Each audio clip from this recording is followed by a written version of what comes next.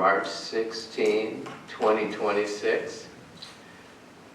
First item is review of the minutes from the February 23, 2026 meeting.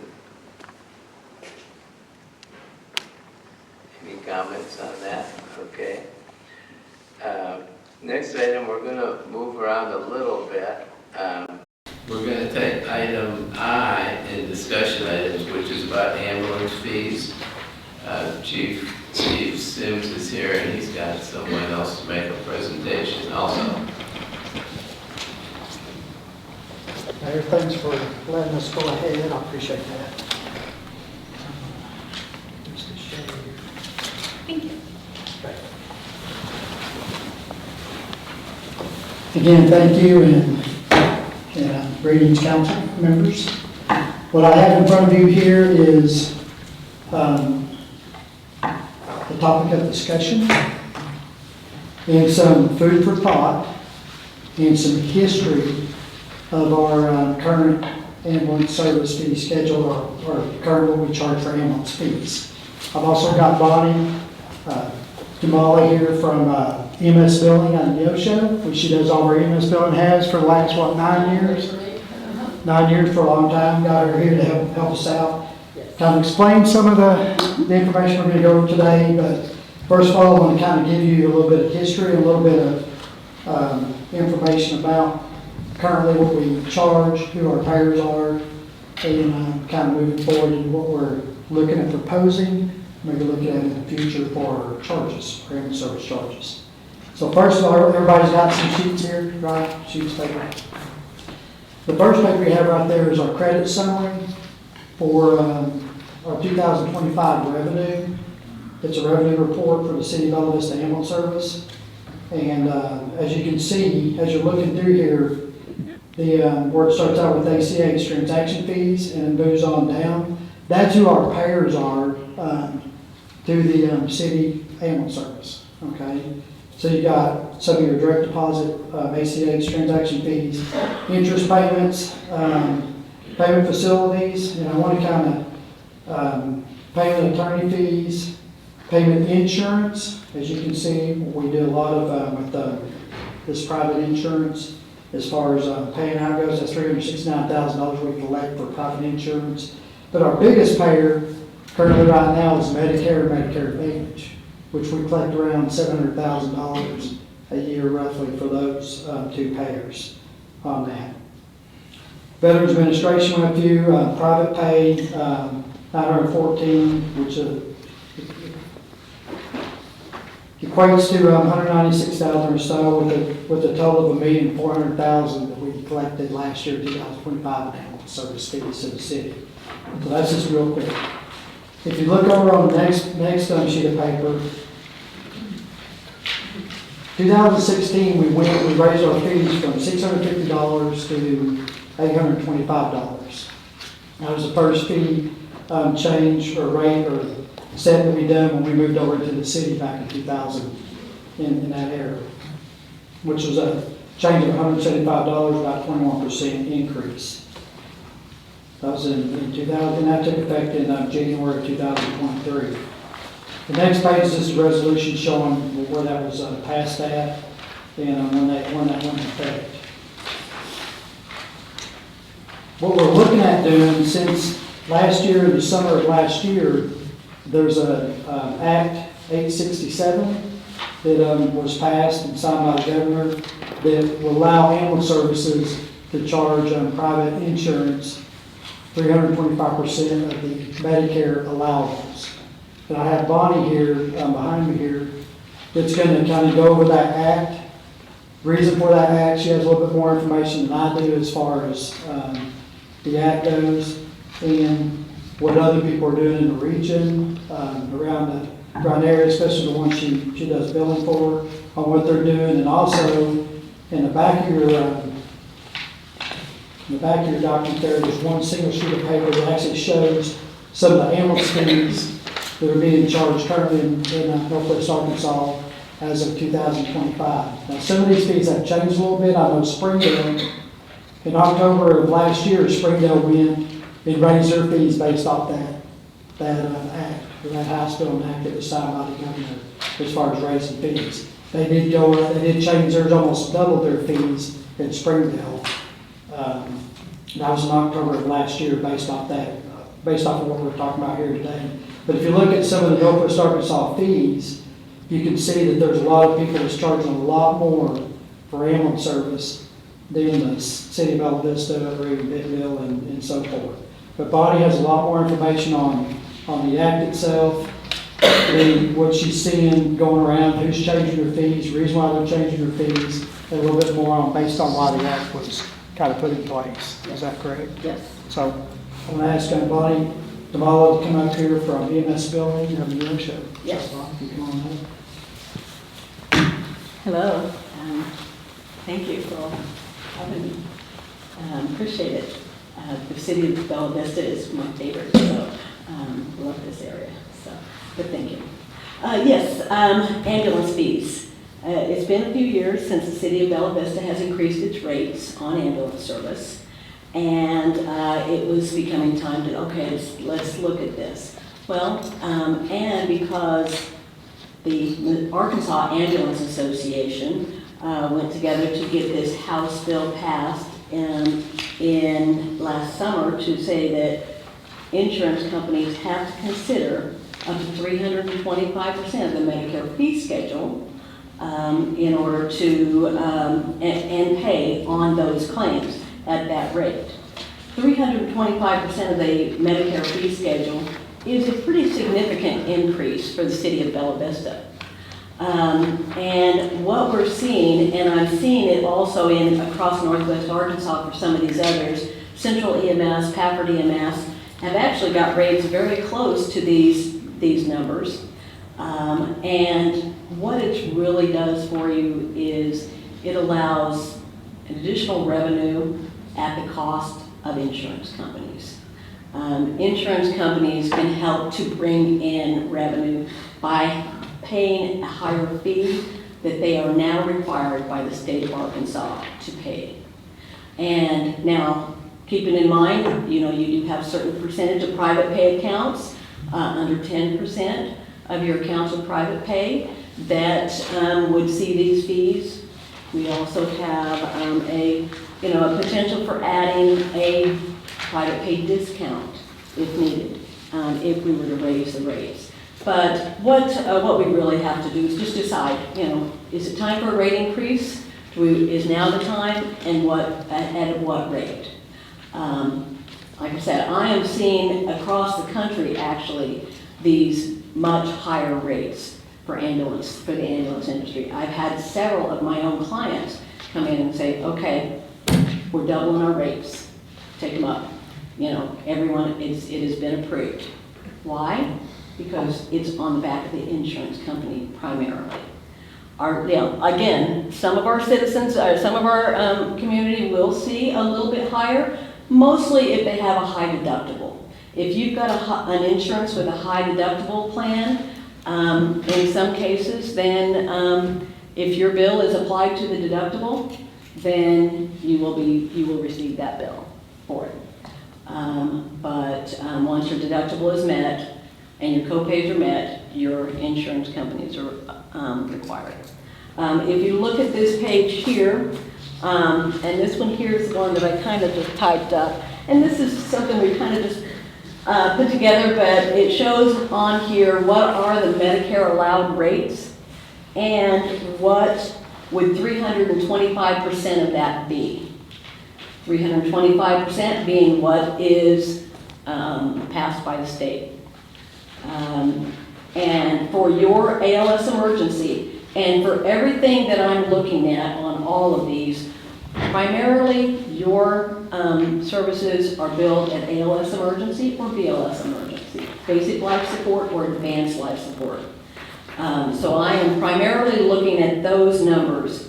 The ALS emergency, right now, Medicare fee schedule, $497.05, if you see that on this sheet. Basically $500. 325% of that would bring that rate up to $1,615. If you look over at this other sheet over here, you're going to see Pafford EMS, is already at 1,600, let's see, Pampered EMS, $1,600, we saw it.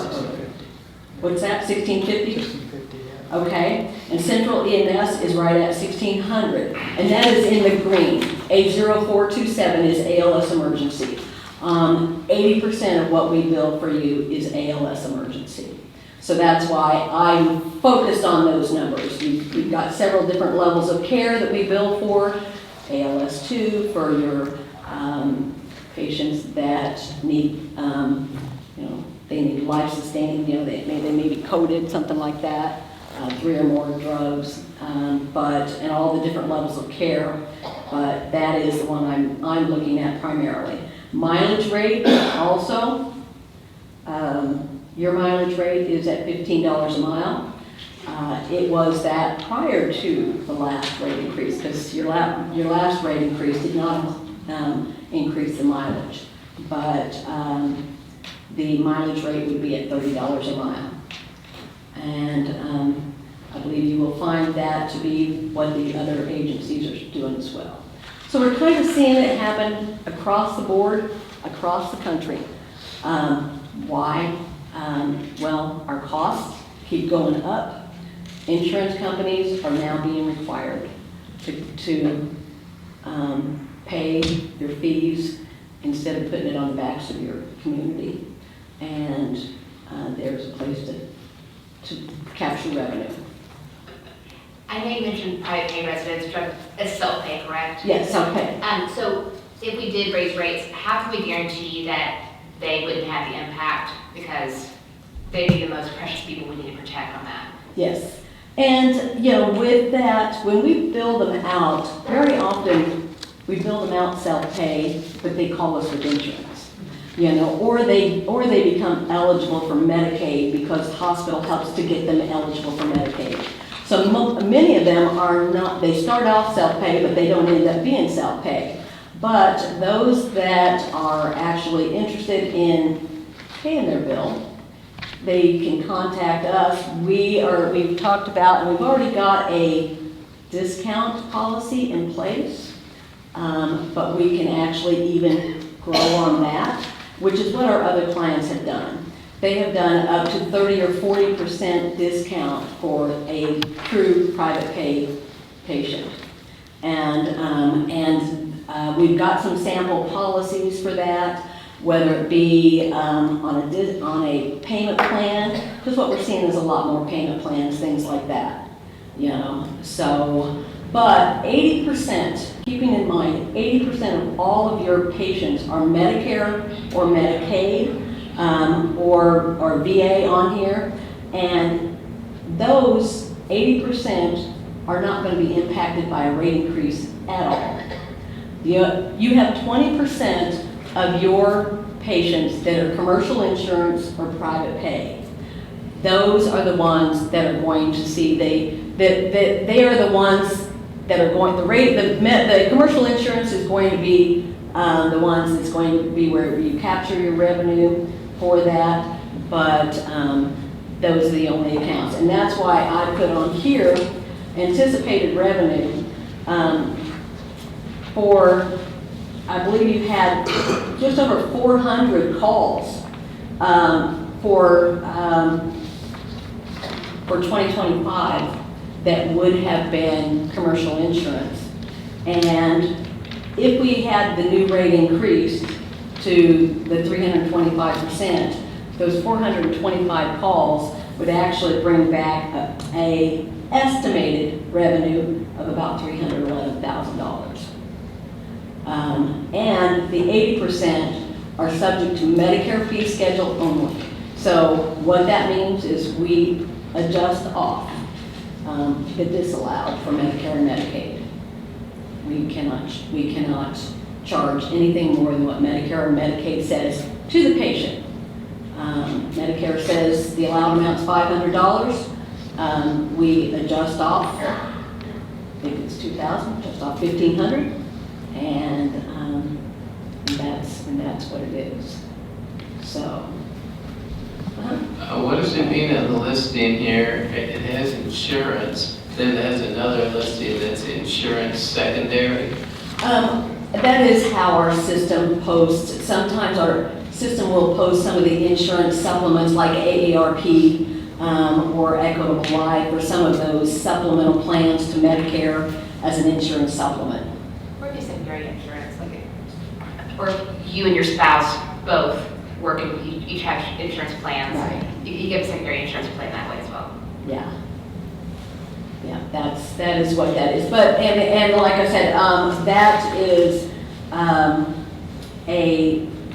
this is how things are posted with the credit code. This is not actually the list of payer mix, but we looked at the payer mix list and in the percentages, and that's what I'm looking at more than anything when I'm looking at this list, is I'm looking at the percentages, and the percentages are very much the same. So here, and actually, it shows 28% of Medicaid managed care, Medicare, that was exactly the same. So whether I was looking at actual revenue or whether I was looking at primary payer, the numbers came back pretty close. The only question I have on this sheet, Uh-huh, just so I'm understanding, uh-huh, what's highlighted in yellow here, yes. I'm not quite sure, is that the average, or what is that telling us? This is, So- yeah, go ahead. So this 2025 ambulance fee schedule, what we're looking at is basically what the services are charging. Don't look at that proposed rate. This is Bentonville was looking at changing their rates last year. So that's what you're looking at there. They just sent that out there so we'd have an idea of what cities are paying, what services are paying or charging for services. Okay. So they can look at the yellow. That's not ours. Okay, I well, apologize for that. that's So, fine. yeah, that's not even ours. This was a study done by the. So this Bentonville came Fire from Department. Bentonville. That's correct. Came from Bentonville. So what we're looking at is just basically the charges for Bella Vista, Bentonville Central, NEBCO. This is what Bentonville is saying. We propose our rates to go to this last year. I don't know what they've done. Okay, and is Rogers bracketed out for a reason? Rogers. Yeah, Rogers, what about it? Oh, I see it blacked out on the, yeah. I mean, It's bracketed. it's bracketed, I mean, it's boxed. Well, Rogers had their own, there was another form on there that Rogers had something totally different that Okay. they probably excluded from there. Okay, I just want to make sure But that I understood what I the was. main ones as of right now that we know of for sure, like Central EMS, we know that their ALS 2 is $2,300. That's basically what they charge for that. And their ALS 1, what we're looking at comparing to ours, is the same amount, $1,600. So those are the numbers we're looking at. I apologize for that. No, that's This was a study that was just, the data was collected by the Bentonville Fire Department because they're looking at changing their rates, but they're kind of waiting on to see what Bella Vista's going to do, my understanding, before they move forward with what they're doing. So that's what I hear. Well, it almost looks like all the private people went right to the max, and the public people like us have maybe been a little Yeah. slower to respond so far. And we could raise our rates without going to 3 1/4 times. I mean, we could make Right. it anything Anything. between what That's it right. is and the max. That's Yes. right. That's Yeah. right. Yes. So, yeah, you can see that a lot of your municipalities in here have not really raised their rates that much as of right now. So, and these are current as of 2025 for the most part, other than what Springdale ended up doing back in October, which they basically doubled their rates across the board. And then, I believe that maybe Packard has changed their number since this has went out. So, but everything else is pretty much the same, so. Chief, we're Bonnie. Good to see you, Bonnie. I've never met you in person, but I've worked with you in the past. I'm familiar with these billing practices, mostly, at least a lot of the other agencies, but not ours. What is our self-pay billing practice currently? We're sending people to collections, or are we? Yes. We do, Yeah. that's correct. Yes, the billing practice right now for self-pay is they get their initial bill, they get a past-due bill. Actually, before they get an initial bill, we've, within the last year, implemented texting and email. So, because we're finding out that the much younger generation, they don't look at their mail, and the much older generation, they want everything in the mail. So, Can you speak in the mic, Oh, I'm sorry, yes. So we're kind of in a place where we're trying to take care of everybody, but they get a text message, they get an invoice, they get a past due invoice, they will get a final notice invoice, and then we do a final review to see if there's any possibility that they've been made eligible for Medicaid or any other insurance that we can locate, and then they will go to collection. Okay, thank you for that. That's my only concern with this. Otherwise, I'm a huge supporter of this. Our prices are too low. I know what it costs to run someone to the hospital in an emergency situation. I know about the equipment, the medications, that they're all expensive. The fuel's going up, so I support this. I would like to see some protection for those people, and our community is pretty fortunate that is a very small number of people that aren't protected with insurance, probably, but Right. so Yes. I would just Yeah, caution you to have something for that. something to keep them. I just want to add to that with, as Bonnie was saying, with that policy, some sort of discount. I think one of those goes up to 35%.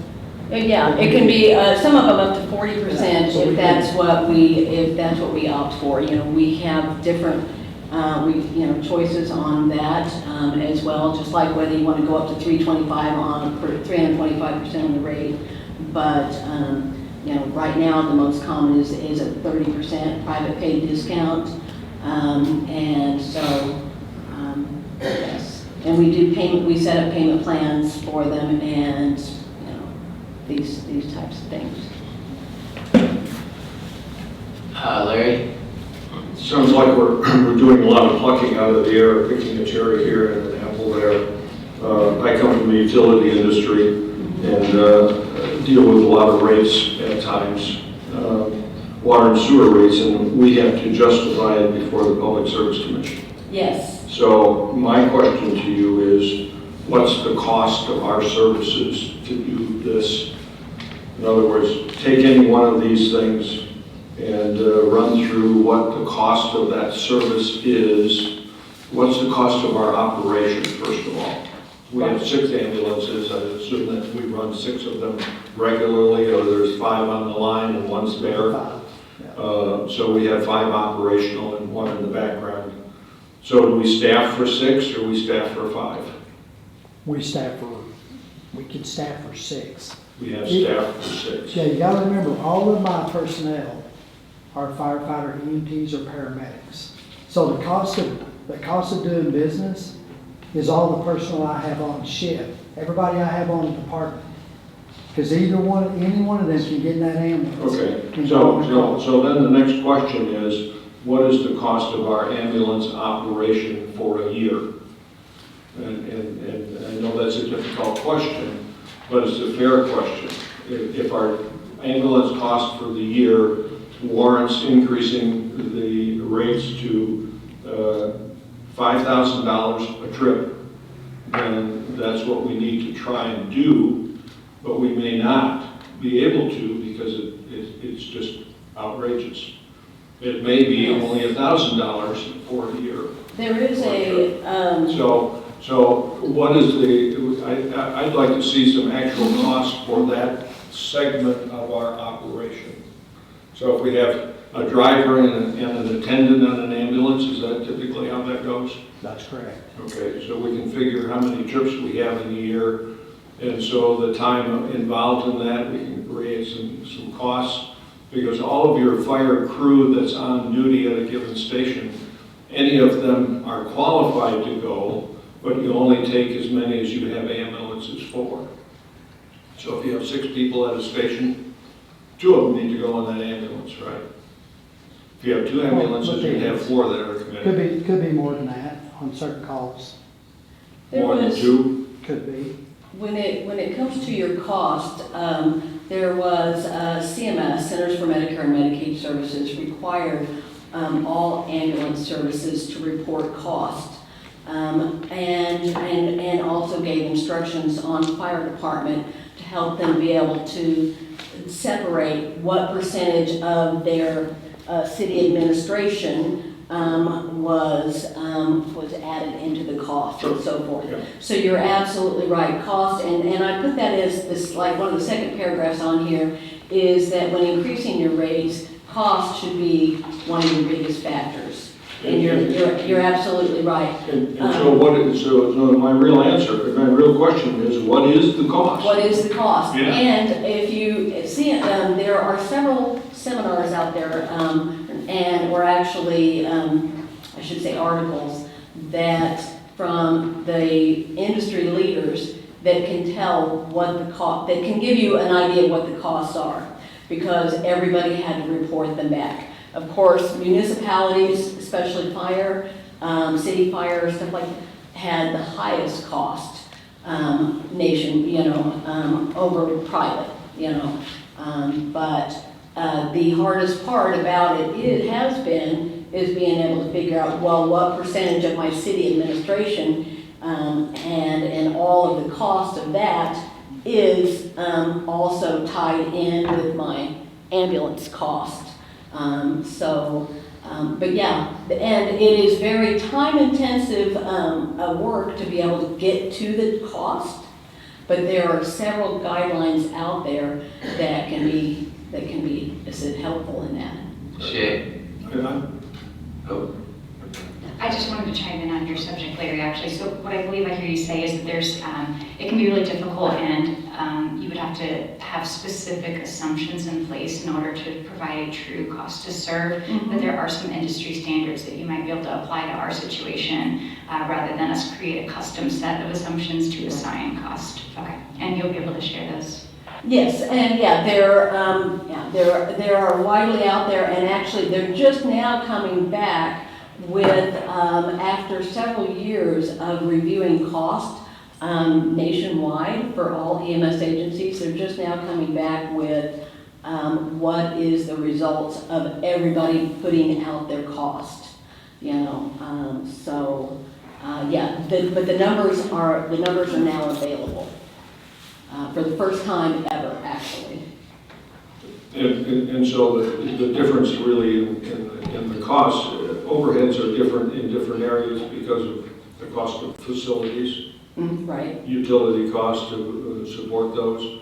Labor costs are another big factor. So if you're in a metropolitan area, you're going to have a higher cost than if you live out in Podunk, where you have less employment and lower wages. And so I appreciate all of that, but the reality is, what are the costs? Right. And can you get those for us? Yeah, and I cannot get those for you, because I can give you resources to be able to pull that information, but all that information has to come from your own finance department as far as what are they paying out.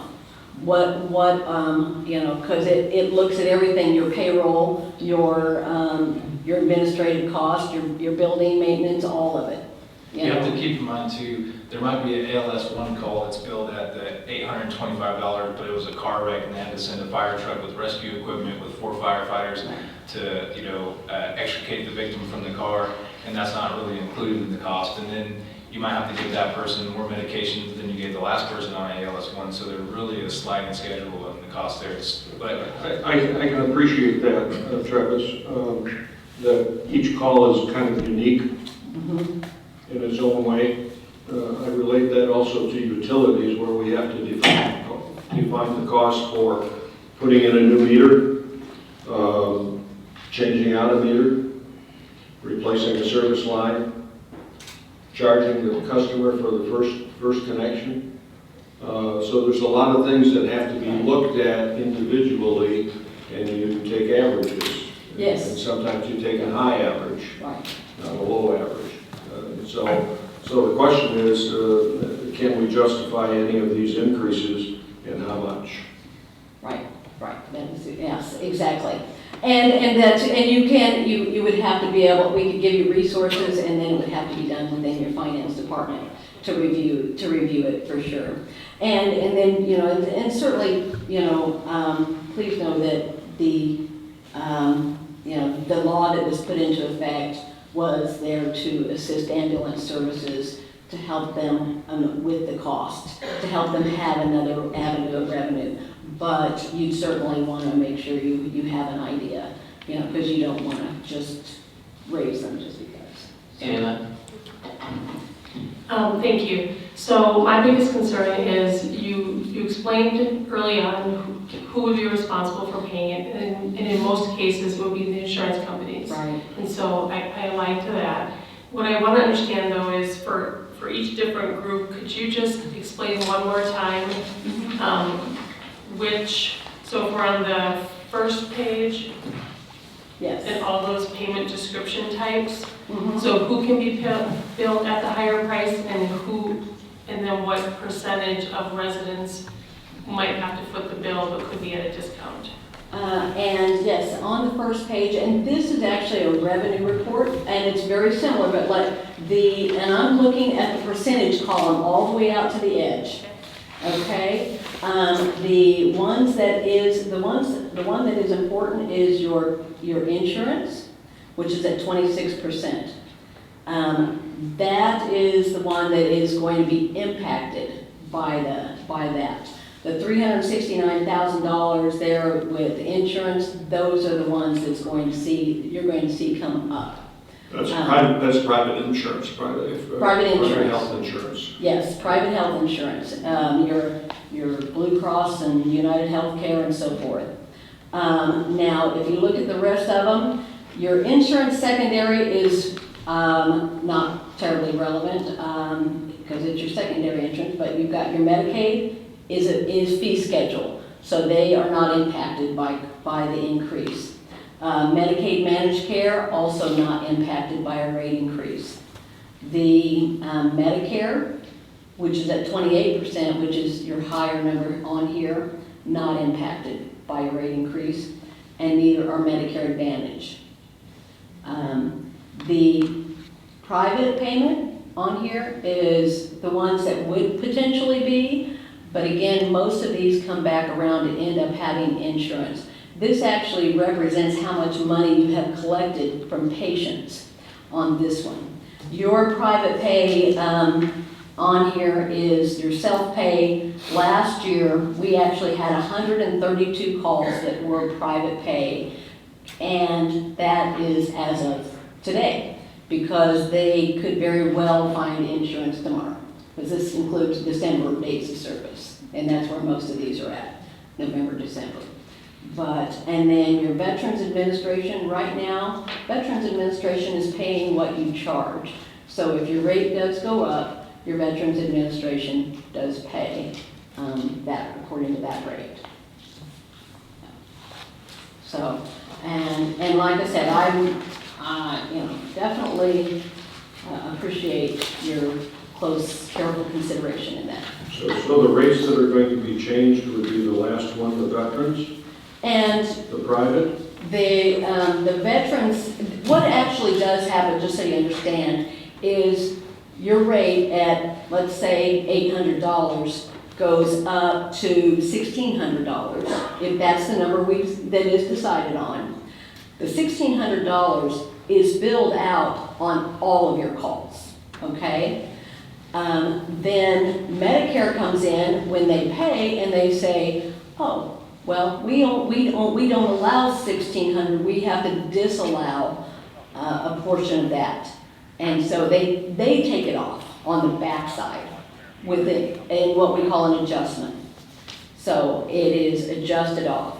So the rate is going to be on all of the accounts, but it is adjusted. Medicaid patients, they don't ever get a bill, but the rate goes out the same. Medicaid pays according to their fee schedule, and the rest gets adjusted off. So that's what it looks So when like. you say a fee, which was Medicaid managed care, Medicare Advantage, and even the veterans, so those four have their own schedule of rates. They have a fee that they schedule, allow. yes. Now, is that rate adjusted by urban area or geographic location in the U.S.? Yes. Well, yeah, geographical practice cost index is a factor for Medicare rates.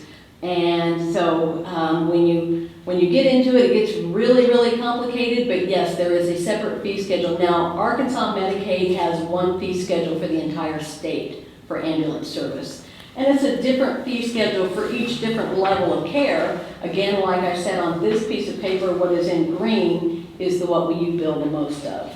But we do bill a certain percentage of some of the others, but there's a different fee schedule. So can you provide us with the schedule of rates for those 4 fixed fees Yes, for this area?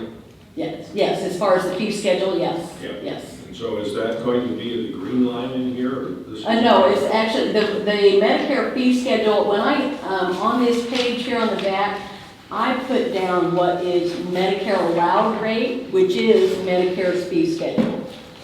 So where you see Medicare allowed rate, that on this page in the middle is your current Medicare allowed rates. Is that the Medicare and And- Medicaid? Medicaid is lower. Medicaid is lower, so we need the rates for all of those. We need the rates for all 4 of them that are fixed. You give us an example here, but this is only one of the fixed fees that you're basing. This is only Medicare. You've got Medicare and Medicaid. And we need all 4 of the rates. We need all 4 of what the rates are. There are no other fee schedules for, there's, VA doesn't have a fee schedule. The VA does not, correct? No. But that was not on your list of fixed fees. I see where the confusion is, I'm sorry. The Medicare and Medicare Advantage are basically the same thing. One of them is government Medicare and the other is private Medicare. United Health, Humana. So the rates are the same for those 2? Yes, yes. All right, but we'd like to know what it is. Yeah, okay, and that's on this back page, yep. And where is it on the back page? Where it says Medicare allowed rates on this page here. Medicaid. And the Medicaid rates, I don't have it, I did not give you any of the Medicaid rates. And Medicaid represents about 10%. Not even, and actually in your area, I'm looking here, Medicaid is about 5% of your call volume. So Medicaid is a very low number for Northwest Arkansas. But we'd like to know what the rate is. Yeah, exactly. Larry, I think the point of the chief's presentation is that if you're deciding to increase the rate, you need to you can focus on the number of certain people it's going to apply to and figure out how much money you're going to get out of this change. Exactly right. But, obsessive about the Medicare rate, it's like any doctor bill you get, oh, it's $1,600, oh, well, we're paying $825, Mr. Doctor, you blabber about whatever you want, we're paying $825. So sitting around studying the Medicare rate strikes me as a little bit of a waste of time. We're not asking for, we're not doing any of this anytime soon. This is all, Yes. we're bringing this up, I want to get this in front of council ahead of time without throwing in front of you saying this is what I'd like to do. I want And that's why it's some a discussion item, she felt it was a big deal. Which Shane? Yeah, perhaps if we could do our analysis on our own time and send our questions via email, Gotcha. that would be nice. Yes. Yeah, just let me know, any questions you have, let us know, or let me know, get them to Bonnie if I can't answer them, so. Yeah. It was just a food for thought, get it out, this is something we need to do, this is something that we can do, what do we want to do? Yeah. Thank you guys. Okay. All right, thank you very much. So one more thing I wanted to mention, I asked you, this is the state legislature passed this, that you can charge 3.25 times Medicare. So I asked the chief, well, how did this come about? Well, all the private ambulances lobbied the state legislature. That's where it came from. Because I couldn't figure out exactly what their motivation was, you know. Anyway. So now we'll go back to, thank you very much, Bonnie, appreciate it. Thank you. Very much. Any questions, let me know. We can go back to the agenda now. The next item is B, ordinance amending ordinance number 2021-23 to modify and set new development impact fees and for other purposes. And I think you all have in the packet the proposal of what the impact fees would be. And also, of course, we had a presentation by by Ben Griffin of Tischler Weiss. If somebody has a real technical question, I may be able to get Carson Weiss on the phone and put him on speaker. Or we could do that on our own time. Travis? I just have one thing to add to this that I learned since the last meeting, and I was discouraged by learning this, but the POA also charges $1,500 impact fee for every new house that's being built. So if we were to do the increase that was proposed, I believe we'd be the highest impact fee in Northwest Arkansas. So I don't know if there's a way to work with the POA. They do 1 year, we do 1 year, or if we could offset it somehow. Just an idea. I think Is that on the water, you mean? Is that what it is? It's all water? Yeah. Yeah. so. I think other cities charge impact fees for water too, Yeah. and sewer.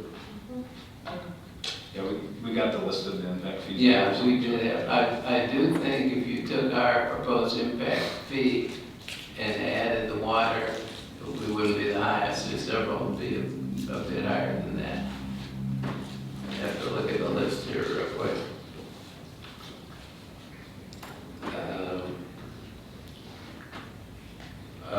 Single-family residential units, that would make us 3,700 if you count the POA part.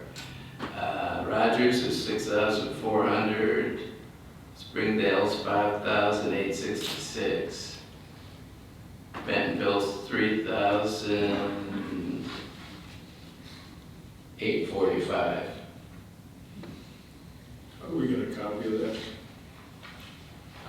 This was in the packet that Ben Griffin gave, but I could get you a copy of it, of this page.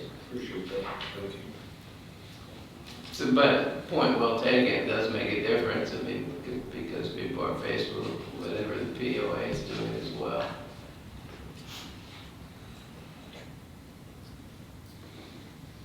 Any other comments? I guess the only other comment that I have would be that we need not an impact fee, but a fee for the damage that new construction is causing to our streets. And when I say that, I look at driving down my own street, and on the way in, the road is in more severe condition than the lanes going out of the subdivision. And that has to be because of the vehicles coming in are loaded with construction materials and causing the deterioration on the inbound street. When they go out, they are empty, and so they have less of an impact. And so I think we need to seriously think about some kind of a fee in lieu of impact fee, but a fee for construction, whether it's a home, an apartment building, a new business, for the impact that transportation of materials to the site impacts our streets. And we're starting to see in many areas the severity of that effect, and in a couple isolated areas where they've torn up the whole cul-de-sac. So. Shay? I just want to say I agree with Councilmember Williamson. You might remember last month I stopped just short of exasperating the entire room with my line of questioning around that, and I felt like based on the answers that we had done all the exploration possible to see if that could be done, and it cannot. So just wanted to say I absolutely echo your concerns, but I believe we've explored every conceivable avenue to do so, and that is unfortunately not possible. Jason? Impact fees have not been determined to be possible, but it's not a fee in lieu of an impact fee. It's fee in lieu of a development. Charge. No, a fee in lieu of a development improvement, Okay. public development improvement. So it's a different type of fee, but it's not in lieu of an impact fee. Practically speaking, there's a real practical common sense way reasoning you think about these together. Because you're thinking about, we get street damage, number one, and number two, we have a street that needs to be built. And those things happen as it relates to someone building a house or building a building. And so, but the impact fee has to be, for the reasons stated in the study and the multitude of times he's explained it, I can't go back over it, but it's not been determined to qualify pursuant to our statute. And if there are statutory changes to that, we could potentially do something along those lines. It's not allowed for maintenance. And so what we're looking at are enhanced maintenance issues, really, that are because of new development. And maintenance for us also includes maybe putting asphalt, having to improve a dirt path to asphalt or something, but it's still a city street because it was dedicated to the public years ago. So there are fees in lieu of development improvement, public development improvements that you might be able to do that have to be proportional to the development and have a connection to that development. So it will be very limited. It's not like you could require someone to build a paved street a mile out to their house. You're talking about potentially making roadside improvements to the street in front of their home or paying a fee in lieu of doing that, potentially only half the street, because then you've got the other side of the street that a future builder might need to do. Those are the sorts of things that you could potentially have a fee in lieu, or first of all, you've got to require the builder to make the improvement. So we would have to have a requirement that the people would have to build the street out or pay a fee in lieu. We don't have that requirement. So there would have to be some policy choices on that as well. So these are things you can do, but it's not impact fee, though I understand why as a common sense matter, it tends to come up at the same time.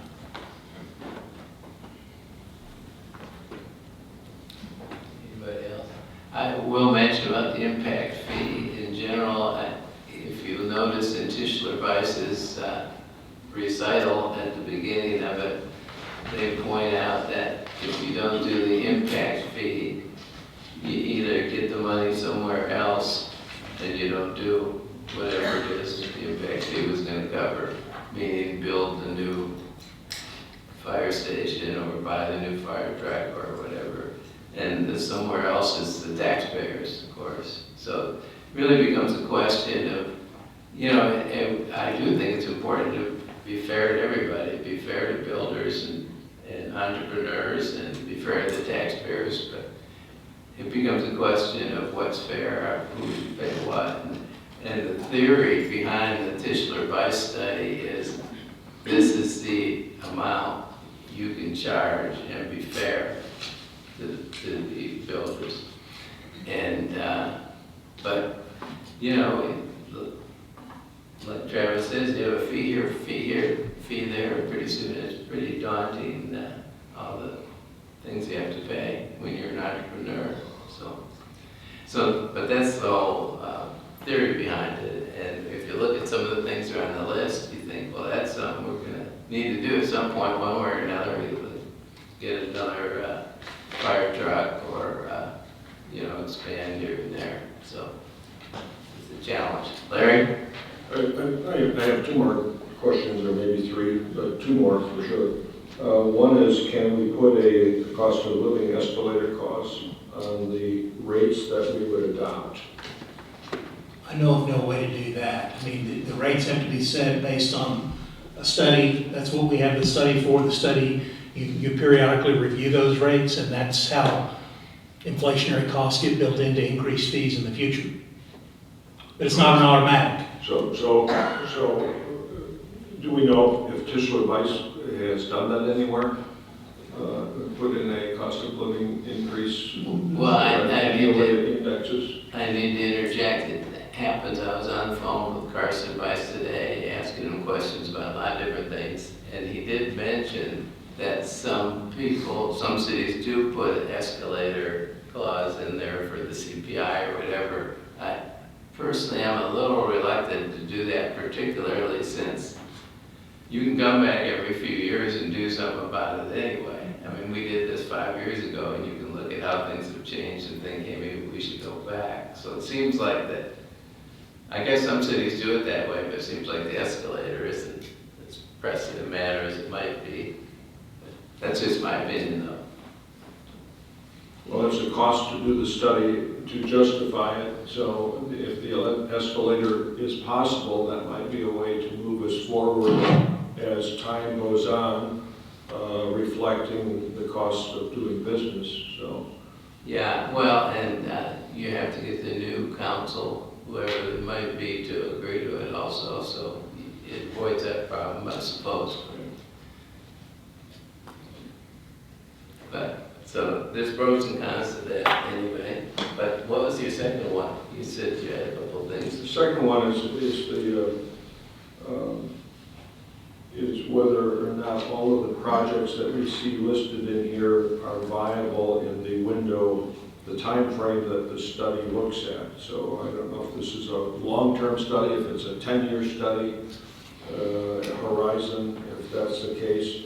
They do seem to show 10 years out with some of the costs and items in many of the tables that show a 10-year window. So in that case, the assumption might be that the cost of doing the construction projects or doing the improvements they identify with each of the 4 areas would increase in cost over that time frame. And so these costs don't show any increases, even though they're looking out 10 years. And then the question would be, are all of the projects viable realistically? What happens if we remove 1 or 2 of them from the list because it's beyond a time frame that we can predict, as an example? Yeah, that's a good question. He did use a 10-year time frame. And as a reminder, I think a lot of you probably remember this, the rule is after you get the money, you have to spend it in 7 years. So when I looked at the whole thing, what I was particularly concerned about is making sure we could spend what we get in 7 years, because if you don't, you have to give it back, which would be very, it would be very difficult doing the calculations and all that. So Kim Hall and I actually have talked about this quite a bit the last week or two, because there are some prices in there and you start to think, well, we're doing construction 4 years from now, it's not going to be this price. In a way, I'd rather be a little lower, personally, just because I want to make darn sure I could spend it in 7 years. You know, and if some of the prices are a little too low, well, maybe that's okay. You know, I don't, also but you're right, when you start going on a longer timeline, you start to think different mayors, different council, you don't want to, put too much pressure on people or commit them to all kinds of different things 8 years from now. But there's a lot of planning way ahead in city business, on the other hand. To go to these regional meetings, and the mayor's job is a lot more regional than the other jobs I've found. I mean, they're making road plans for the year 2050 and things like that. I mean, they're really starting to think much more long-term. And so you really are kind of committing to things for people. A long time ago, I remember years ago, there was a person over the sheriff's department who was somewhat flamboyant and built a big, gigantic jail, and people thought, oh my gosh, this is really way too big. And now it's full, and it looked like he was thinking properly at the time he built it. So, especially being in a growing area like we are.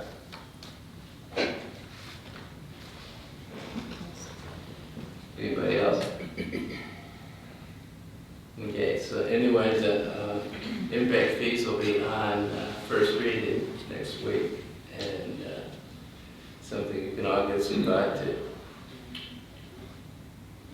Then nothing else. C, ordinance is waiving the requirement of formal competitive bidding and authorizing a contract with Superior Automotive Group in a total amount not to exceed $60,000 for the purchase of a 2026 Ford Transit van for use by the police. Chief Graves. Turn on the mic. Chief, can you turn on the mic? Just push the button. We're good? Okay. Okay, let me give a little background here. So there's a couple things happening here in this request. First of all, the police department is very IT heavy, and so probably about just over 50% of what IT does for the city, they do for the police department, both in this building and externally with our communication system. So we've always provided them with a vehicle, or provided a vehicle that they could use of ours, and so in the past they've used a Lesso van of ours, and they've used that for years to do the work they do for us and out in the field and stuff to respond for different things that we need. That van is mechanically now unsound, and it really doesn't meet the needs with all the different things we're doing with our department IT. So I'm requesting that we get it. We're going to purchase a new van for the police department to use for IT purposes. IT will use it because they're the ones that do the work for us. When we first started looking at this, we worked with the IT department to see what specific needs they had now and into the future, especially since we're putting these new radio towers out. There's going to be some work. They're going to be taking over a lot of the work with those towers that currently the fire department does, and so they'll have some additional work in the field for that. So working with them, then when we started looking for a van for them to use, we went to the 2026 Arkansas state bid sheet, and none of those vans met their purposes, okay? So then we checked with our current vendor that we use for all of our vehicles. We're familiar with them. They actually had exactly what we needed in stock, and we worked with that department. They said that would meet all their needs, and so what I'm requesting here is for one, not to go and use the state bid because nothing is there, okay? And then I'm asking for a bid waiver because if I wait to try to get this van that's currently in stock at Superior Automotive in Salem Springs, we'll likely lose it, and I really have no reason to believe that another vendor would have this vehicle sitting there waiting for us. And so I think time is of the essence. The money is going to be available in the new bond package that went out. That's where the money is going to be procured from, and I think that'll be available by the end of this month, and so that money will be used to purchase this vehicle. I have Director Mokel here from the IT department. If you have some questions referring to specific needs of the van and why we had to go to that type of van, he's more than happy to answer those questions, but if anything further reference what I've said. Shay? I just wanted to say in my private line of work, I know that Sprinter vans are incredibly difficult to get and that there is a shortage of them. So I did just want to add that to your narration. Thank you. Anything else reference what I've said or any specifics on the van that we need to get? The number that you have here, Chief, is that fully equipped and ready to go with just putting our materials into it? Yeah, the van we looked at is outfitted with shelving and it's ready to go, yeah. It has stuff in it, Mm-hmm. so it's a style vehicle that you use, Yeah. or would use. Yeah, so it's turnkey the way it's sitting. So we don't have to do any additions like with a squad car. Now, we might put some vehicle markings on it or something like that, but that's not the extent of it. Wendy? Is there a desire for us to go third and final on this? Is- The desire to go third and final on this reading? Correct, so we get done quickly. And then, Jason, if you do third and final, are we able to consent agenda this, or is it because they read ordinance we can't? I'm sorry? Are we able to put some in the consent agenda? No, you can't put an ordinance on consent. Perfect, thank you. Is this an ordinance or a resolution? It's an ordinance. Yeah, Ordinance, okay. Okay. Okay, I think that's that. Thank you. Thank you. Appreciate it. Next one, D, is an ordinance prohibiting camping and vehicle habitation on certain public property, providing definitions, establishing enforcement procedures, providing exemptions, providing penalties, and for other purposes. And this is Travis Hart. Yeah, to the best of my knowledge, there's nothing in place that would allow the city to prevent this from happening. I know in some of the other cities and folks that I've talked to there, they've seen an increase in this type of camping, if you will. And here in Bella Vista, I think the city property is really the only place they could do that right now, because if they're not on the business, then they're on, the membership or the POA's property. They have the right to, tell them they can't sleep there if they're not, invited or whatever. And just with the growth in our population and the increase in the tourism that I think we all should anticipate having happen here in our region, just thought this would be a good time to see the council's thoughts on that. So. Great. I'd like to ask the chief what his experience has been with people camping. I think it's politics for the sake of politics myself. I think you could probably explain Sure. easily. So I went back when I saw this ordinance, and I apologize, I believe a council member asked me to pull these numbers, I can't remember exactly. Okay, thank you, I apologize, I don't remember who asked. To sort of pull this stuff that's happened in the city, camping in cars, sleeping in cars, camping. So I had my folks go back and pull 2 years. We went from, I believe, mid-2023 to mid-2025, and we came up with 10 incidences. Now that might not be fully inclusive, but I think that's fairly, is going to capture everything. And most of it would happen at different trailheads, and it was usually people that were maybe, we go up there and talk to them, hey, you can't sleep here kind of thing. Oh, I'm sorry, we biked all day, we're going to bike tomorrow, so they would try to camp there overnight. So, if you're asking me if I think this is a big problem, I don't think it's a big problem because it's really never come on our radar. We do get a few complaints. In the past, we've had a complaint of some folks camping out in the woods by some of the bike trails, but that was some homeless type folks who went out and told them they couldn't camp there. So in my experience at Bella Vista, we're really unique, and I think Councilmember Hart hit on this a little bit in that there's not a lot of public property. Public parks, we have a public square, everything's private. Okay? Either Cooper owns it, the POA owns it, private citizens own it, or now Blue Crane owns it. And so we've had a lot of luck in the past. If we have problems, we have an agreement with the POA, they allow us, they don't want people camping on their property and things like that. So we've had good luck with the organizations that own all the private property, that if we have problems like that, and we can't get people to cooperate and leave, we have no problem getting these other organizations to say, yeah, we don't want them there, and we're able to move them along, otherwise they'd be arrested for trespassing. So as far as just people camping out, we haven't really experienced a lot of that. I'm not saying it'll never happen, but I believe, a lot of the things so far, I guess what I'll say is we haven't had difficulty resolving this issue if it's come to our attention in the past. I ask another question. Have you had any calls from citizens in regard, like complaints of people parking on streets or?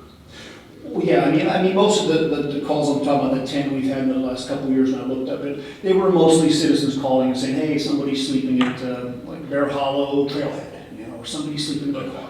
So they do usually come from citizens calling us. On the streets, there's already an ordinance where you can't park on the streets overnight, so that'd be easy to resolve. So when we get people saying people are parking overnight, but I don't recall ever getting, people sleeping in the cars overnight, except for maybe at the visitor center along 71, there's sometimes people sleep there. But again, if somebody's traveling cross country and we get them sleeping at the visitor center, we probably talk with them, we probably let them sleep there because, we don't want people driving around and crashing their cars. And so a lot of it just depends on who we come in contact with. That usually would be the case. But besides that, we do get the complaints come from citizens, but not in a volume that really has come across my radar. Well, do you feel like the laws that we currently have in place kind of take care of? I can just tell you that I have not run across my officers telling me they have a difficult time resolving issues like this that we've come across thus far. And most of those interactions have been pleasant. I mean, just like move along and. Yeah, like I mentioned, all the properties, almost all private property, so where you have good arrangements or good working relationships with entities that own the property.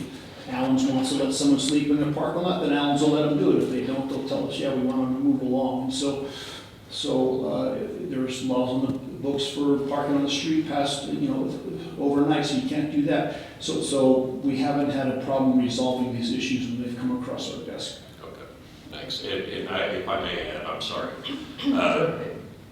Because I wouldn't be supportive of anything like this. I mean, if somebody's having a bad day and needs to park and falls asleep on the shoulder, and we try to cite them for a citation just to get them in front of a judge and, just make their bad day worse.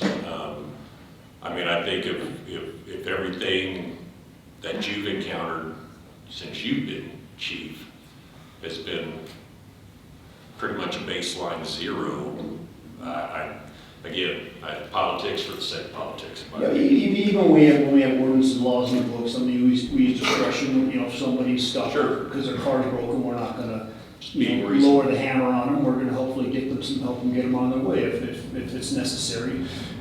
Because people are uncooperative, they're just not moving along eventually, then yeah, we would use something to do that. But I wouldn't use an ordinance in that capacity anyways. Thanks. Shit. Just so everyone who's listening might not be, or could be aligned, I noticed the average Bella Vista citizen isn't always aware of our three-legged stool. And so if you could just clarify or quickly run through the amount of public property that the city of Bella Vista owns, I think that would also really help folks understand what's being proposed here. I'm not saying I have it all encompassing, Right. but I'd say, the property that this department and the streets department sits on, the property city hall sits on, all the property the fire station sit on.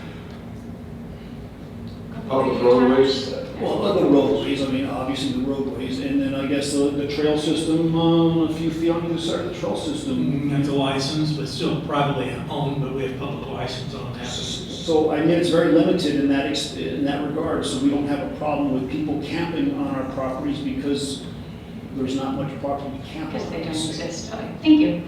Wendy? This does feel maybe unnecessary in that we already have rules and regulations in place to enforce this. And kind of bringing it back to Jim Wozniak when he was on the council regarding the short-term rental ordinances we had all these laws in place already. This feels like an extra regulation that we probably don't need to have. We already have measures in place to take care of this. Is that a question or? That's a statement. Okay. Thank you. I have a question, Chief. Sure. So, thank you, Mayor. What ordinance or what law could you enforce if I decided to pitch a tent behind the fire station tonight? On the fire station property? Yes, that's city-owned property. It's city-owned property, so the fire, whoever was in charge of that station at the time, whatever deputy chief or whoever was out there, the battalion chief would probably call the police department. And they may ask you to move along, you said no, they call us. We come and say you need to move along, you said no, then we could arrest you for trespassing. Okay. Well, let me, that's a unique circumstance. You're talking about city-owned property with a fire station on it. So it would be a little more complicated than that.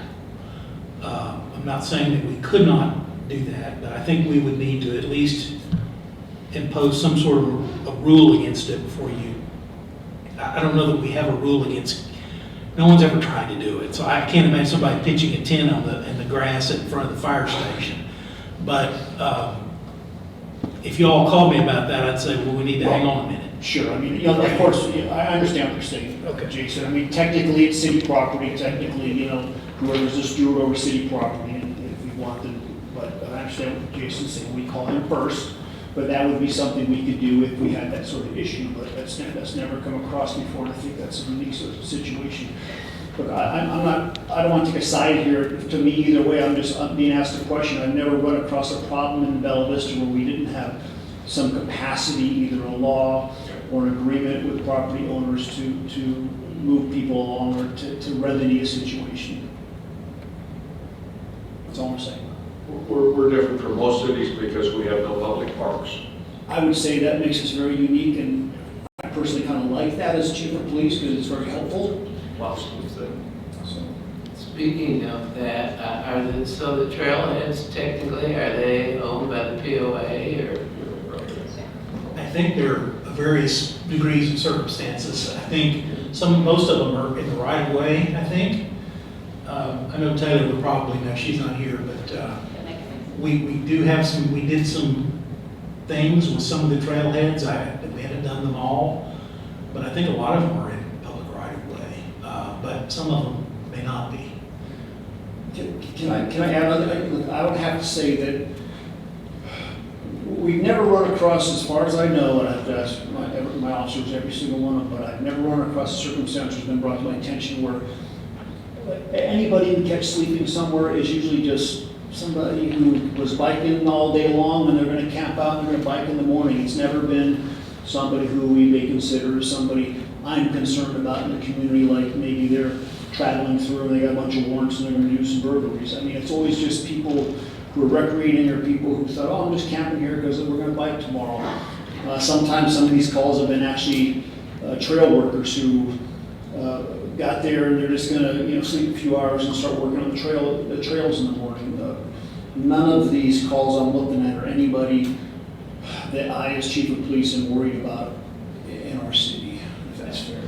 As to the trails particularly, two things. One is parking overnight. That would deal with some of the vehicle-related issues. We also have hours for the trails. So if they were on the trail after the closing time, there would be a violation there that's currently. Mayor, Travis? I get the feeling I don't have a lot of support on this, but I will leave you with this. When I did my opening statement of this, I said I anticipate that this would become a problem in the future. I'm not claiming that it's a huge problem now. I know other cities in our area do have this problem. I'm involved in emergency services just north of the border, and there's a large population of people that like to camp on city property or private property, and they're being displaced by the development there, and I anticipate this is a short move for them. Nonetheless, it's just something that I was trying to be proactive and fix for our city, so I don't have any more discussion on it, Mayor. Well, I think in Travis' defense, it is pretty discouraging what you see in some cities in the United States, the way that they've allowed a minority of people to virtually rule the whole city, really. Wendy? Hey, Chief, do we have individuals who are camping because they are homeless? Do we offer them any resources or places they can go, shelters in the area, or do we have offer any of that, or just tell them to leave? No, we've run across very few of those, and when we do, my officers try to offer them what's available. If they're veterans, there's VA services or whatever shelter services. A lot of times, most folks don't want to take those services. Blue Crane, we worked with them. Some of their development in the land they bought, that borders between us and Missouri, there was a homeless camp out there. I think maybe that was what you were talking about. We worked with them, and then in Mack County, because Blue Crane asked us, can you move them off? And we've talked to them. We put trespassing, we gave trespassing notices, we did the legal requirements. And then what we told Blue Crane, we'll ask them to move, but they'll just move into Missouri, and then they'll have to work in McDonald County for that, and that's what they have to do. We do, my officers always do offer people help, and if most times in my experience, now I haven't been out there with my officers have always asked for this, but in my experience, most folks that are camping out, in the wilderness for all folk, they don't really, they like it, they don't really want the help we want to give them. I appreciate the compassion and the discernment the officers use and resources they do provide, try to help.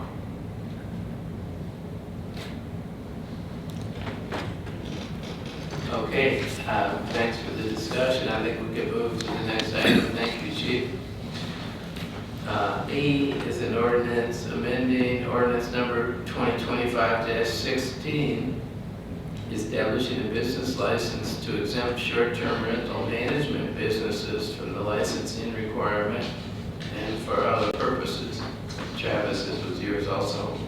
Thanks, Mayor. This one got brought up by several people in this short-term rental community that reached out to me and voiced their concerns that they didn't think that this was fair. If they're a management company that's only managing short-term rentals, then all of their clients are already paying $150 a year for the permit, and it just seemed like they were getting the short end of the stick. So I would like to propose an ordinance to abolish that for them. They're an in-home business. They don't have a brick and mortar place. place, they're not accepting clientele, they go to the person's short-term rental that's already licensed. And so it just seemed like an unnecessary piece of the business license. Also remind the council, the major concern from the fire department with the business license was so that the fire department knew if a business moved occupations or moved their business somewhere else or occupied a business that wasn't zoned for their particular type of business. And that's irrelevant for a short-term rental management company. Wendy? I'm wondering, how is it irrelevant? 'Cause my Jason, please correct me if I'm wrong. My understanding is if a property management company is a at-home business, as long as they are legally operating in zoning areas, they do not need a business license. Any home-based business that is allowed, meets the definition, no matter what kind it is, does not have to have a business license. And then I'm not sure, do we know how many brick and mortar property management companies we have in Bella Vista that also do not currently have a business license in another municipality in Arkansas? I don't know. Because if they already have a business license, say they have 2 locations, they have one based in Bentonville, one based in Bella Vista, and they already have business license in Bentonville, they don't have to get one for Bella Vista. That's in the ordinance already. That's correct. So I want to make sure, I just didn't know how widespread this problem was. Mayor? Travis? Yeah, the city is currently making this type of business owner get a business license, even if it's a home-based business. I have email proof and I sent them to Mr. Kelly even.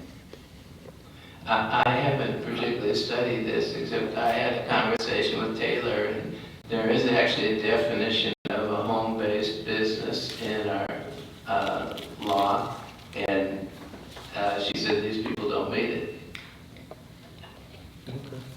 I'm not sure, I guess that why they would not need it, because they don't have clientele, they don't do retail services, unless it's more than 20% of it. So I've got the definition of home occupation here, but, so we're drifting off now into interpretation of the zoning code. So that gets into sort of what the BZA does, and then the zoning administrator's initial determination, and sort of like what we do with the meters, we just did that. So I guess if someone objected and said, hey, I'm a lawful home-based business, the problem, if it's truly not a home-based occupation, they've got a business license problem, they've got a zoning problem, because now they're operating in a business in a residential zone, and that's a much more serious concern, every day's violation if they're doing that. So the $10 business license is the least of their concern if that's what's going on. But, you know, there are a list of criteria to meet what a home occupation is. I don't know what these, if there's someone who's been agreed, I don't know. If they've applied and been told something, I don't know what the application was. I don't have that, but really all I can tell you. Could Wanda please distribute the emails that Mr. Harp is referring to the council in a way that does not violate FOIA, if he's willing to share them? Do you have emails? No. But she could. Yes, we can distribute information to the council in a centralized way, so there's a way to do that. Yeah, thank you. And if I have it, I don't remember, I mean, you sent me some stuff, Yeah, I didn't see an forwarded the application. emails. We had a debate back and forth about whether the city was telling them they couldn't get their short-term rental permit without getting the business license. And I interpreted it as they said they were withholding the... Oh, that was a whole different thing. No, but it was based around a home-based business. And I think when you were trying to argue against me and inadvertently helping me make my argument that this shouldn't be subject to those fees. I want to be very careful about discussing any particular circumstance, because that's someone who has legal rights that could make an argument, and we need to be available to discuss the city's requirements in a lawful way without discussing it. I don't want to say something hypothetically that could endanger our legal position, nor do I want to unfairly characterize whatever they may be doing. I just don't know. The emails are discoverable under FOIA law, so anybody can see those emails. Of course, no one's trying to hide anything. Okay, so this doesn't feel like an ordinance, I think it's a rush to an ordinance, so there's pathways to figure out what's happening. Sounds like you're already helping, so I don't know why we would have an ordinance in front of us over one person complaining to you about miscommunication. It's either a BZA issue or Board of Zoning adjustment because they feel I would say this, the proposal does have relevance if you're talking about a separate location that's not in a home. That would have an impact. This would definitely have an impact in that regard. So in our or again, if whatever the business is doing triggers something, that means it's not a lawful home occupation pursuant to the zoning code. But in the wisdom of the council, we passed the business law requirement, business license requirement.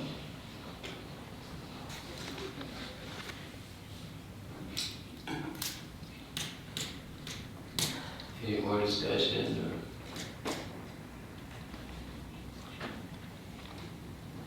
Well, this would be on first reading, so I'll give people some time to sort things out.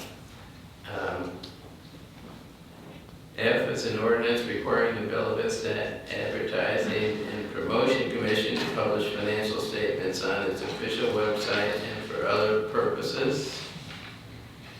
Travis? I'm almost done. I think this is my last one. This just goes back to a transparency issue. I think that the citizens should have a right to see where their tax dollars are being spent. I intended to capture that with posting the minutes, but accidentally overlooked that they won't necessarily post their financials with those minutes. So this basically just mirrors the last ordinance that the council in their wisdom, like Larry had said, authorized the passing of, which was the minutes posting. Took Larry's amendment and made this mirror that. So this just basically says that the A&B will publish their financials along with their minutes. Would you be agreeable to having Attorney Kelly redraft this for us? I drafted it the first time. Well, it says, you drafted the first one? What's in the packet I wrote for Mr. Harp. Okay. But to answer your question, yes. You can redraft it if you'd like. Yeah. Shane? If we're going to bring up the A&P again, is there any other conceivable thing that we would want them to regularly publish to their website that we need to include, like board members, anything else? We don't have 15 ordinances about this. I mean, I don't have a crystal ball that's working currently, but I think this is, I think this would make me and the folks that have reached out to me feel comfortable. Hopefully there's enough people that have complained to me that makes this one worth it compared to the other ones, but I think it's an issue. Is this, Jason, is this within our power, since the A&P doesn't report to us, or? I think there's an argument that it is, as much as the publication of the minutes on the website. I mean, you're basically saying they got to post their financials on the website. I think you do have enough general authority to do that. You can't govern how they spend their money. You couldn't object to their finances. You know, there are certain lines there that we don't have any authority over, but this is just a general, basically public welfare type of ordinance for public information. And so I think it is within the authority of the council to require it if you so choose to do it. The only thing gave me a little pause about it personally was the definition of financial statements. It could encompass a lot of things. I think really their P&L and balance sheet, which I think they produce when they have meetings as opposed to monthly. Well, this doesn't require them to create particular statements. What it says is that they shall publish financial statements. Financial statements means any written financial report, summary, or presentation concerning the commission's revenues, expenditures, assets, liabilities, fund balances, or budget status that is presented to the commission at a regular or special meeting, including, and then it gives a list of things. So it doesn't require them to create certain financial statements. Oh, yeah. And so it's just whatever they have, they get a financial report, those documents would have to be put on the website. Yeah, They also have to produce those if you send a freedom of information request in. sure, yeah. So I don't see a difference between just posting them so they're available. It's a tax. No, I don't particularly have a problem with that, but I just wasn't sure. I thought that definition was pretty broad. You could have something that's not really a financial statement fall into that. So, As a point of clarification, if there is an FOI to the commission, does that have to, resulting in financial data, does that have to be published? That's not a financial report. And FOI, no, they. no, a financial, someone can just request documents from the AG Commission now and say, I want to see everything which is provided in financial, all the financial records. I want to see all the financial records. I mean, they could do that for 3 years ago or yesterday or whatever. They can request any of those things and it will be provided. This is just to put, we've got to say what it is they've got to post online for convenience, basically what we're talking about, for public convenience. So if they, okay. And then putting some definition on that so they know what it is they've got to specifically link. Doesn't mean someone couldn't ask for more as an FOI request later on or in addition thereto. So as an example, an FOI request about financial information from them, they would create some kind of a response. Well, they don't have to create a record to respond to FOI. They would just have to allow inspection or copying of records that they had. Okay. FOI doesn't require creating information. This doesn't require creating information. Okay. This just requires them to Make put it those available. with the statement, the records that they have available online on the web. Yeah, okay. Craig? No. So, I mean, any of this information will be available upon request by anybody. Right It's all now. citizen, yes. Right now. Yes, sir. So, I mean, I'd almost be curious if you asked 50 people if they knew they had an AMP commission. I bet 48 would say, what's an AMP commission? So I'm really having a struggle with why we're taking so much time with something that's really pretty frivolous in my mind. I don't know how many complaints you get. I mean, I don't know if that's a Facebook poll or whatever it is. I've never heard anybody I've never had anybody approach me about anything AMP commission related, ever. I'm just dumbfounded that this is such a hot topic, especially if I could go to the AMP commission tomorrow and say, I need all your financials, bring it on. So, I mean, I guess I don't understand what we're doing here. I'm dumbfounded that you want to not be transparent with tax money. Oh, you're putting those words in my mouth. Well, you I'm just said not I saying don't know that why it's such a big deal. at Because all. it's a tax. We keep piling on to a nothing something. This just keeps compounding into all these avenues, and I just don't understand what the result is gonna be. I would be curious to see how many web hits you get on the financials after all this stuff's said and done. I mean, it's not a transparency thing for me. I could care less. But I just don't know why we're just beating this to death. Well, I would encourage you to talk to the business owners that are subject to these taxes, because they'll tell you they have a problem with it. They'll tell you they're uncomfortable. I will. Great receipts. I'll let them know. I'll let them know to reach out to you. I will. So Jason, quick question. Anna? So if we wanted to FOIA the information of how many people have reached out and requested this information from Mr. Harper, anyone else in the council, we're able to do that? FOI is not asking a question and getting an answer. An FOI would be, I would like to FOI all the emails that you have on a particular topic, or all emails dealing with complaints about financials, or that could, those are public records. Emails are public records, messages are public records, texts are public records. Okay. And just for clarification on the tax part of it, the 2% tax that is on short-term rentals is a pass-through tax paid for by the people who occupy short-term rental. Because I purely stay at Airbnbs. I pay these taxes for all the communities that I stay in. All spring break is what I'm doing. And then there's the 1% for prepared food. So restaurants, we all do enjoy that. But there's data that I think it's about 40% of the money the AP gets is from out-of-town guests. So there's that. Well, passing, in my humble opinion, passing this would be adding insult to injury and responding to the public comment and observation now that big government is here to help you, and they really aren't. There are avenues to get the information now without any issues, so I can't support it.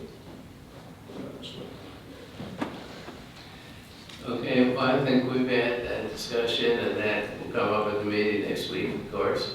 Next one is a resolution authorizing the mayor and city clerk to enter into a contract with Forbes Mazars LLP in amount not to exceed $61,000 for audit services for the year ended December 31, 2025. Kim Hall, if you could approach the bench. I should have sat closer up, I think. Sorry, I hurt the other leg this weekend. So it's taken me a minute. This is an easy one. Our auditors have been Forbes for several years now, and we have been able to get our audits out timely and without any management comments, without any problems. So last year, as you all know, we had a gap audit for the first time, and that was a pretty big deal, a really big deal. So this is the next year, and we're still doing a gap audit for this year. And this is just a signed contract. They are going to be out at the city next week. If not next week, the week after. We're trying to decide, but it starts very soon. It's budgeted? Yes, it's budgeted. I think I put that in the thing. But yes, it is budgeted.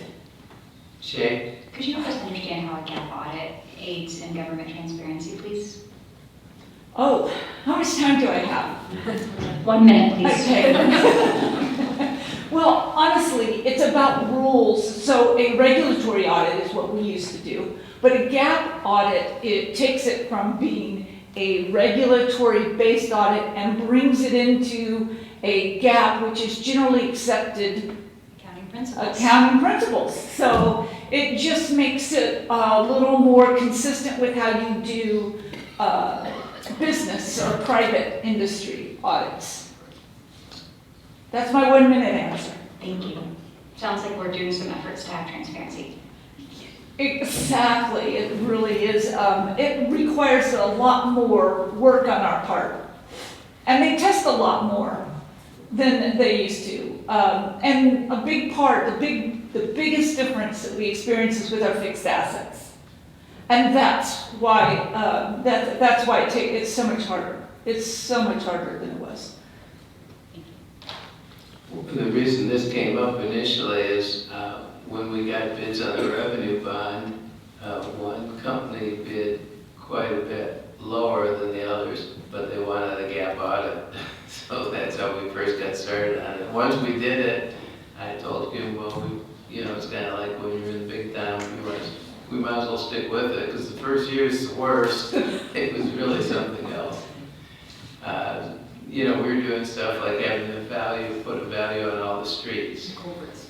Yeah. Culverts and bridges and flashing signs, what are they, I'm sorry. The stop signs with flashers on them? No, the crosswalk ones, hawks, that's what they're called. Yeah. So yeah, we had to, it was quite the endeavor.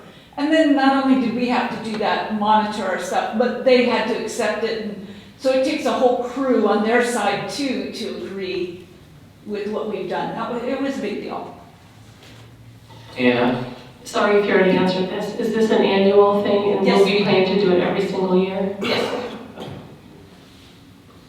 We're required to do an audit every year anyway, right? We're required to do an audit every year, and either legislative audit or a private audit. And the legislative audit is about a year and a half behind. So by doing private audits, we get our audits much faster. And, I'm a big proponent is you can't react. If your audit is a year away, you can't react, right? If there's a problem and the audit finds a problem, finding it a year to 18 months after the end of the year is not helpful. You want it to be faster. Yes, ma'am. Shane? And it's running behind because of our state level government? Correct, correct. Okay, I think we're all set. Why don't you stay up there? Though. Yeah, Next I'm walking one away. Next. is a resolution amending the 2026 city budget to reappropriate unspent donation revenue to various departments from 2025. So this is also an annual process. We do this every year. And this is just basically, so in the audit, you will see restricted, assigned, and unrestricted funds in the fund balance.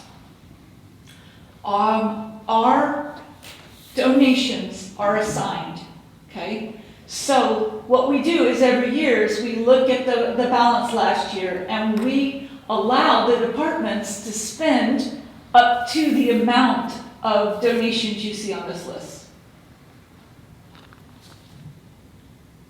Okay, so we're just giving them the ability to do that in this year's budget. So they don't have to come back. And part of what we did, and there's a note on here, in 2023, we also said that if you get a donation in 26, it is deemed approved for spending in 26. So they don't have to come back to you for every donation they want to spend, if they want to spend every single penny they have in donations. Mayor, Travis? it'd be fine with me to put H on the consent agenda.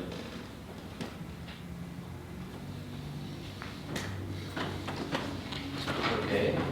Well, you're on that subject. What about G? Consent? It's a budget item. I have no opposition. Larry, what about you? Yeah, I can go to it. Okay, I guess we'll Yay. try G and H on consent agenda then.